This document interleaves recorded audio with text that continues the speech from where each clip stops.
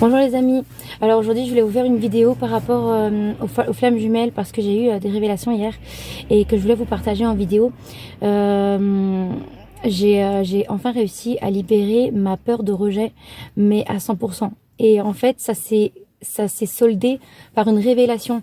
Et du coup, je me suis dit, je vais en parler en vidéo parce que peut-être que d'autres personnes... Enfin, j'ai vu que sur les autres vidéos, j'ai vu qu'il y a pas mal de monde qui sont au même stade que moi. Donc, qui se posent les mêmes questions que moi. Et voilà. Et donc, du coup, je me suis dit, je pourrais faire une vidéo. Peut-être que ça va toucher des personnes qui sont au même niveau. Et qui se posent les mêmes sortes de questions que moi, je me posais. Et en fait... j'ai compris, donc moi je suis runner ou ex-runner et en fait j'ai la blessure de rejet à travailler et en fait j'ai toujours cette peur que quelqu'un me rejette, que quelqu'un me voit comme si je suis invisible, comme si je n'existe pas ou ne m'aime pas ou des choses comme ça. Et le chaser, c'est la peur de l'abandon, ça veut dire que il a peur en fait qu'on l'aime mais qu'on le fuit ou qu'on s'éloigne alors qu'on l'aime. Donc ça veut dire que le chaser a conscience que sa moitié l'aime, mais il ou elle prend la fuite. Et donc du coup, le chaser se sent abandonné parce que il sait que l'autre l'aime, mais il voit l'autre partir, donc il se sent abandonné. Le runner, c'est il fuit parce qu'il a peur que sa moitié en fait ne l'aime pas ou que il ne mérite pas l'amour de sa moitié. Et donc du coup, il va fuir. Au début de parcours, il va fuir. Et il va fuir parce que il aura peur il aura peur en fait de ne pas réussir à donner autant que le chaser donne et d'être un imposteur. Et cette sensation d'imposteur, elle est revenue justement hier quand j'ai compris ce que c'était réellement la blessure de rejet. Et j'ai vu beaucoup de vidéos sur les flammes jumelles et en fait je sais pas si quelqu'un en a déjà parlé, je crois pas parce que ça m'a pas percuté. Et peut-être que des personnes en ont parlé, mais je ne me rappelle pas et ça m'a pas travaillé. Ou peut-être que j'étais pas prête à l'entendre aussi, c'est possible. Là, du coup, je me suis dit, je veux en parler à ma manière parce que chaque personne de flamme jumelle qui font des vidéos de toute façon raconte un petit peu leur propre parcours et un petit peu comment eux l'ont vécu, parce que certaines personnes peuvent se retrouver plus dans une vidéo que dans l'autre. Ça a été mon cas en fait. Je me suis beaucoup retrouvée dans certaines vidéos, mais pas tous. Et c'est pour ça que c'est intéressant qu'il y a plusieurs personnes qui en parlent, qui font un peu des témoignages. Et ça peut aider d'autres personnes qui sont aussi en parcours et qui, franchement, c'est très très compliqué d'être dans ce parcours parce que on ne comprend pas, on a du mal à accepter en fait, on a du mal en fait à accepter déjà qu'on est dans ce parcours-là, qu'on est lié à l'autre et qu'on peut pas se détacher. Surtout quand on est runner, on sait qu'on peut pas se détacher. C'est un peu flippant. Et en plus de ça, il y a beaucoup de travail sur soi, énormément de travail sur soi. Donc, les âmes sœurs sacrées, ils ont aussi du travail, mais pas autant que les flammes jumelles. Vraiment, les flammes jumelles, vous allez travailler, mais tout en profondeur. Vraiment, il faut que toutes vos peurs, toutes vos peurs, elles soient épuré. Il faut que vous travaillez vraiment sur votre passé, sur votre enfance, sur le transgénérationnel. Enfin, vraiment, ça va en profondeur. Vous allez travailler sur d'autres vies, sur des vies antérieures. Vous allez avoir des souvenirs. Vous allez essayer de comprendre. Vous allez essayer de travailler sur votre côté sombre pour avoir votre... Enfin, c'est un travail de titan. Franchement, c'est un travail de titan. Et je pense qu'après tout ce travail, franchement, on mérite bien l'amour parfait que tout le monde parle en se disant oui, c'est l'amour parfait, c'est ouais, mais pour arriver là, franchement, c'est vraiment les montagnes de l'Everest. Et même là, je crois que c'est même pas ça, c'est même encore pire que ça. Donc, je pense qu'on mérite largement la finalité, on va dire, de cette relation, de ce parcours. On le mérite largement parce que c'est pas donné à tout le monde de travailler autant et de se remettre autant en question, d'être honnête avec soi-même, parce que en fait, le fait de travailler sur soi, ça demande d'être honnête avec soi-même. Et moi, je fais de la thérapie avec des personnes et je vois bien qu'il y a des personnes qui m'appellent, qui veulent faire de la thérapie, mais qui ne sont pas prêts encore vraiment à se remettre en question. Ou alors pour certaines choses, mais pas pour tout. Là, ça demande de la remise en question pour tout. Mais pour tout. Pour vraiment toute votre personnalité, pour votre rôle en tant que femme, en tant que homme, en tant que père, en tant que mère, en tant que épouse ou mari, en tant que personne dans la société, en tant que professionnel. Ça vous remet en question sur tout, sur votre passé, sur votre enfant intérieur. C'est vraiment, ça travaille à tous les niveaux. Et franchement, c'est pas facile. Vraiment, c'est pas facile. Vraiment, vraiment, vraiment, c'est pas facile. Là, maintenant, je regarde un petit peu en arrière de tout ce que j'ai vécu, de tout ce que j'ai travaillé. Ça fait 1 an que je suis réveillée. Ça fait 5 ans que je travaille sur moi. Et que j'ai commencé à travailler sur moi dans la thérapie et tout. Et honnêtement, c'était vraiment pas facile. Vraiment, vraiment pas facile. Donc, je suis contente, en fait, d'avoir réussi à sortir, de m'être libérée de ma plus grosse peur, parce que j'ai libéré énormément de peur jusqu'à maintenant. Et je voyais pas trop qu'est-ce qui me restait à travailler. Là, je me rends compte que j'ai réussi à libérer le rejet et à comprendre cette blessure. Et ça, je crois que ça va changer ma vie, en fait, parce que c'est qu'une impression. C'est comme je me rendais compte, enfin, le fait de se sentir rejeté pour les runners, du coup, pour se sentir rejeté, j'ai l'impression que mes parents, ma famille, tout ça, ils ne m'aimaient pas. Et en fait, c'était comment dire, c'était moi-même qui faussais c'était moi, c'est moi qui avais des lunettes opaques. C'est-à-dire que j'avais l'impression que les gens m'aimaient pas, alors qu'en fait, ben, ils m'aimaient, mais sauf que moi, je le voyais pas. Et le fait que on a l'impression, mais que, enfin, en fait, on croit en quelque chose qui n'est pas vrai.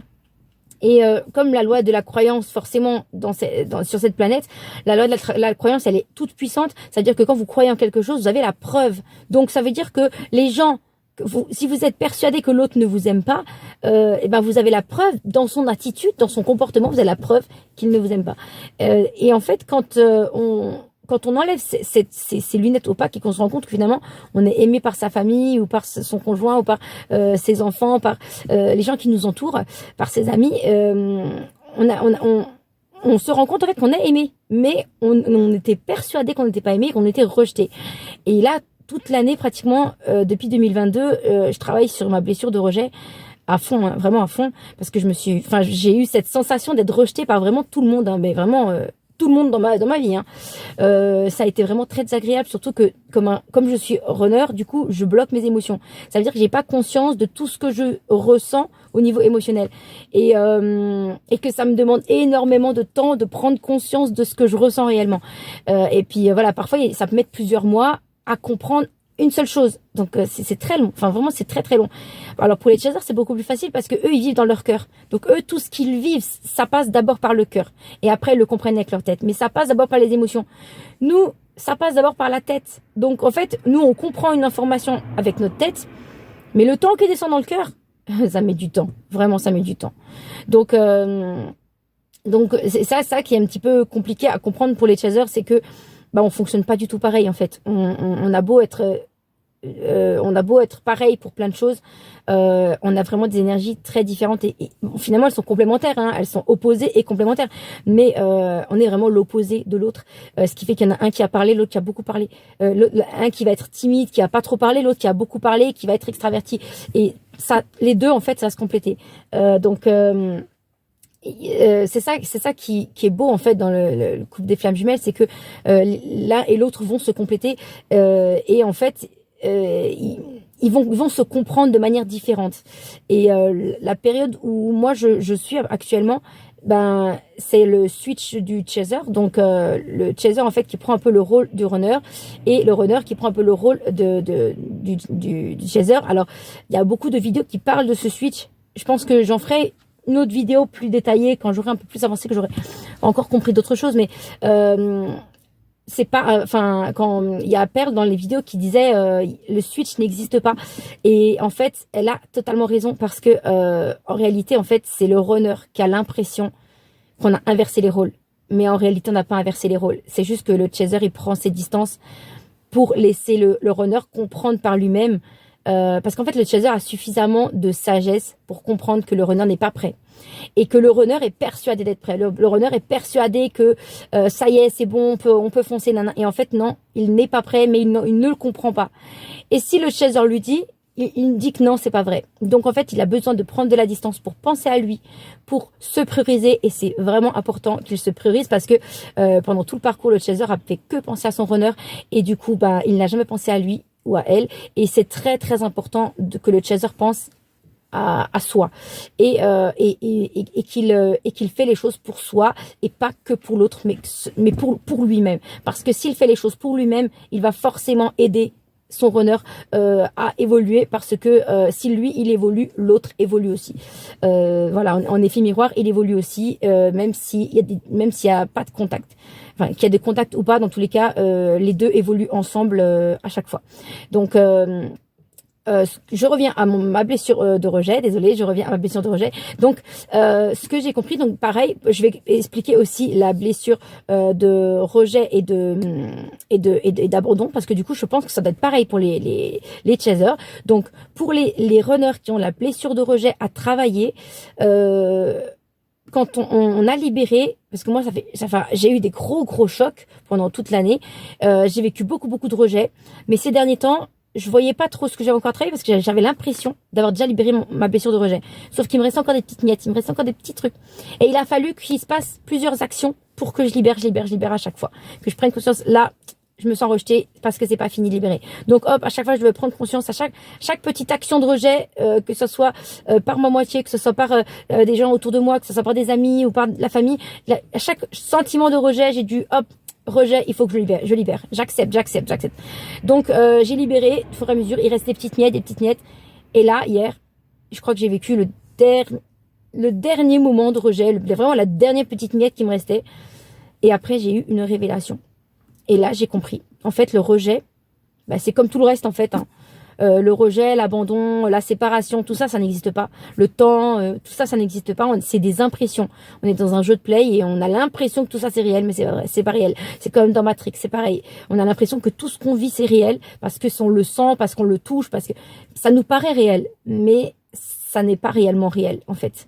Et on n'est toujours que dans l'amour. Donc, quand on vit de la souffrance, c'est de l'amour. Quand on vit des choses négatives, c'est de l'amour. Quand on est dans l'ombre, ou quand on est dans notre côté sombre et qu'on fait des choses qui sont dites, entre guillemets, pas bien, encore là, c'est de la lumière et c'est de l'amour. Sauf qu'on a l'impression, parce qu'on a mis des lunettes, en fait, on a mis des lunettes différentes qui nous font voir la réalité différemment. Mais en réalité, la vraie réalité, quand on enlève toutes ces lunettes, on se rend compte que finalement tout ça, ça n'existe pas. Et pour en revenir à la blessure de rejet, je vais finir par réussir à en parler.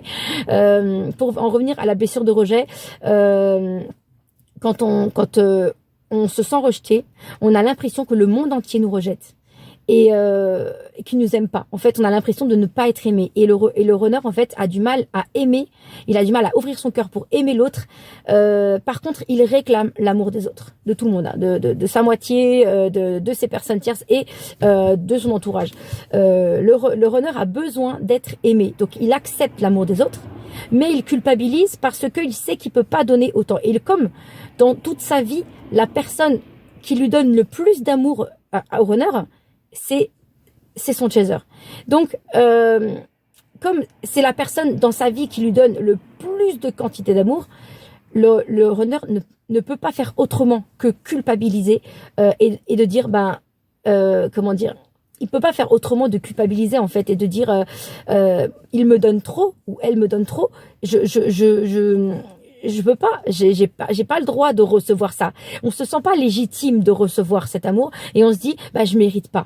Donc je préfère l'éloigner, le fuir, parce que finalement, je mérite pas cet amour. Je suis pas légitime parce que je sais que je peux pas lui donner autant que ce qu'il me donne. Donc je suis pas légitime. Et c'est ça la différence, en fait. C'est ça la différence avec les chasers, et c'est là où les chasers ne comprennent pas, parce que les chasers, eux, ont le contraire. Ils ont du mal à recevoir. Ils ont un blocage au niveau de réception de l'amour. Par contre, ils savent donner. Donc, donner, eux, ça ne leur dérange pas.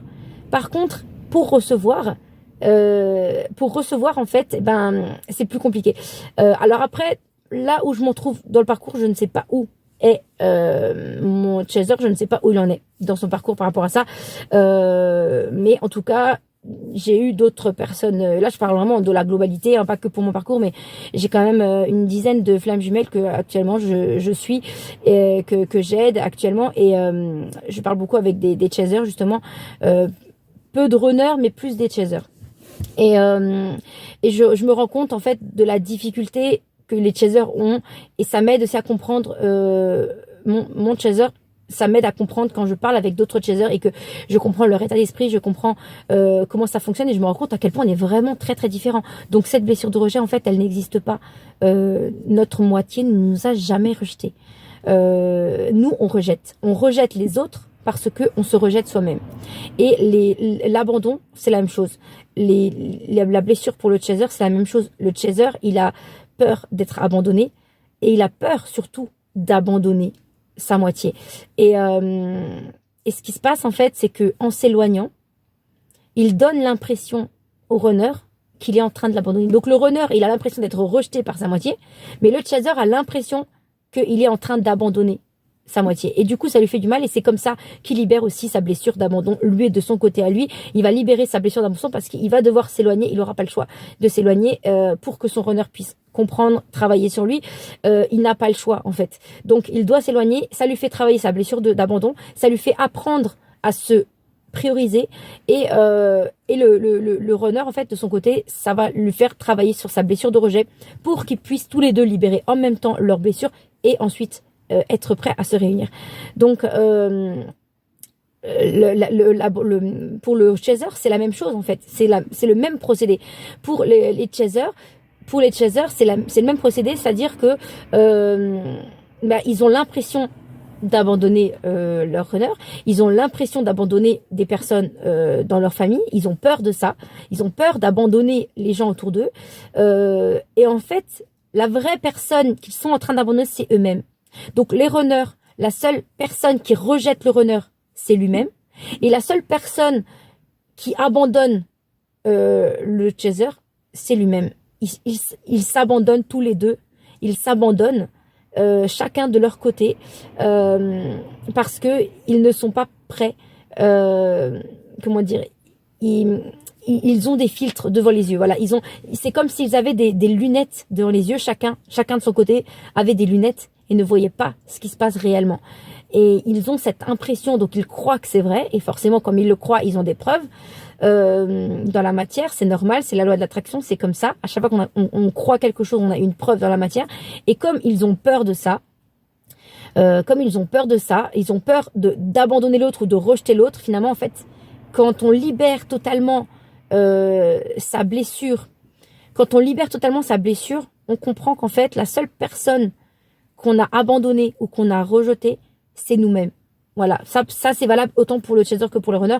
Et je pense que si le chaser est capable de s'éloigner de son runner, je pense que quelque part il a déjà libéré sa blessure d'abandon, parce que sinon il ne pourrait pas s'éloigner. Parce que je connais des chasers qui sont encore en parcours, qui ne sont pas encore justement dans ce truc de fuite du chaser, les chasers qui ont encore cette peur d'abandon, qui ont peur de perdre leur autre, qui ont toujours cette peur d'abandonner leur autre ou d'être abandonnés, ceux qui ont encore cette peur-là ne peuvent pas s'éloigner du runner. Ils vont continuer à l'appeler, à être présent, à solliciter tout ça. À partir du moment où le chaser il commence à prendre de la distance et à s'éloigner, je pense logiquement que c'est qu'il commence à libérer. Donc peut-être pas à 100%, comme moi, avec le rejet, j'ai libéré progressivement.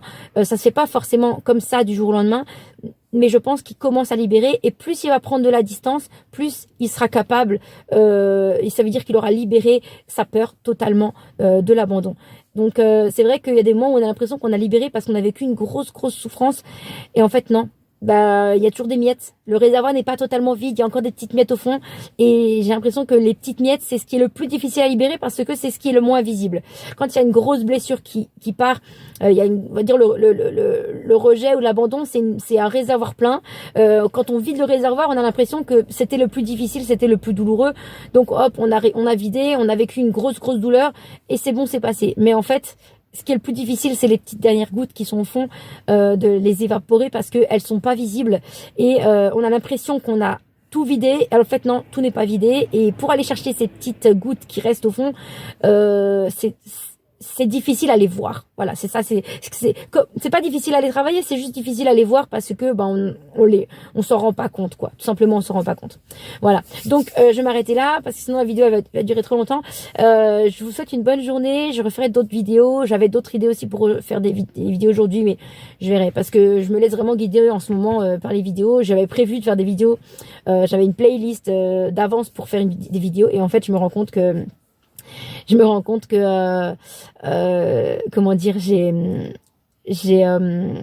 je fais des vidéos qui ne sont pas prévues dans la playlist parce que ça me vient au moment où je le vis et je me suis dit, au lieu de faire des playlists, je vais laisser un petit peu les playlists de côté et je vais me laisser vivre au moment où je le vis, les choses que j'ai besoin de parler à ce moment-là et faire des vidéos vraiment à l'improviste. Donc parfois ça peut être une semaine, 2 semaines sans faire de vidéos, puis après d'un coup je vais faire 3-4 vidéos dans la journée. Donc voilà. Je vais jamais poster plusieurs vidéos en même temps, toujours une après l'autre, mais il y a des moments où je vais faire beaucoup de vidéos dans une journée, il y a des moments où je vais pas faire de vidéos pendant un certain temps. Voilà, donc je m'excuse d'avant pour ceux qui suivent et qui attendent des vidéos programmées, parce que je crois pas que je programmerai un jour des vidéos. Je suis pas encore assez stable dans ma tête, dans ma vie pour faire des vidéos programmées, genre tous les dimanches et tout ça, comme certains le font. Voilà, pour l'instant, peut-être un jour, hein, mais pas pour l'instant. Voilà, donc je répète pour ceux qui, ce que je répète à la fin des vidéos, pour ceux qui veulent me contacter, dans le descriptif, il y a mon numéro de téléphone. Si vous voulez m'écrire un message, je réponds gratuitement. Si vous voulez prendre rendez-vous, pareil, vous m'écrivez. Les appels sont payants, donc du coup, je ne réponds plus au téléphone. C'est 50 € la séance par téléphone, 60 à domicile, plus 20 € pour me déplacer au domicile des personnes. Donc, et puis, si vous avez un problème, si vous voulez régler vos problèmes et que vous n'avez pas d'argent pour payer, on peut en discuter par SMS gratuitement, il n'y a aucun problème. Voilà, je vous souhaite une bonne journée, à très vite, à bientôt les amis.